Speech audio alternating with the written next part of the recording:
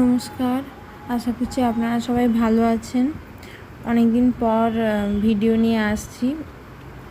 গত মাসে আমরা গিয়েছিলাম বাড়ি। ওই সময় আমরা একদিন গিয়েছিলাম দীঘার জগন্নাথ মন্দিরে। তো সেটিরই ভিডিও আপনাদের সাথে শেয়ার করছি। জগন্নাথ মন্দিরে এন্ট্রি গেটের সামনে জুতো রাখার একটি জায়গা ছিল। ওখানে আমরা জুতো রেখে আস্তে আস্তে মন্দিরের ভেতরে ঢুকছি।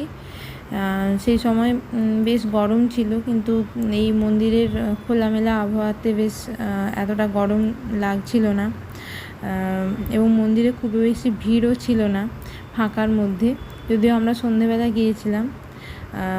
তো আমরা মন্দিরে ঢোকার মুখের সিনগুলো নিয়েছি ভিডিওতে।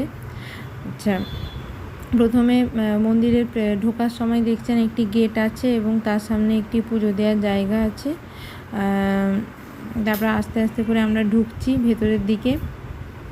দীঘা জগন্নাথ মন্দিরটা খুব সুন্দর করেছে, এবং পুরীর জগন্নাথ মন্দিরের কিছুটা অবিকল কিছুটা ওই রকমই দেখতে লাগছে, কিন্তু একেবারে একই রকমও নয়, একটু অন্য রকম।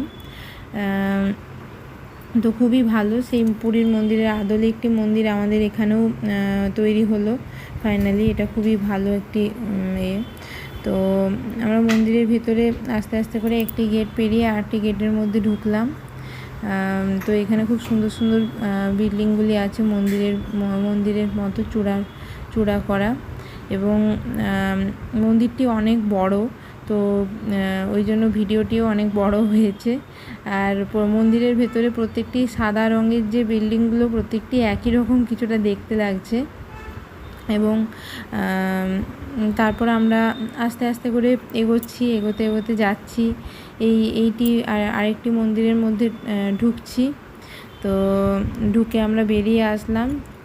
সব মন্দিরগুলির মেন যেখানে জগন্নাথ দেব আছেন ওখানটাতেই ফটো তোলা বারণ ছিল, তো ওই জন্য আমরা ভিডিও বা ফটো কিছু নিতে পারিনি।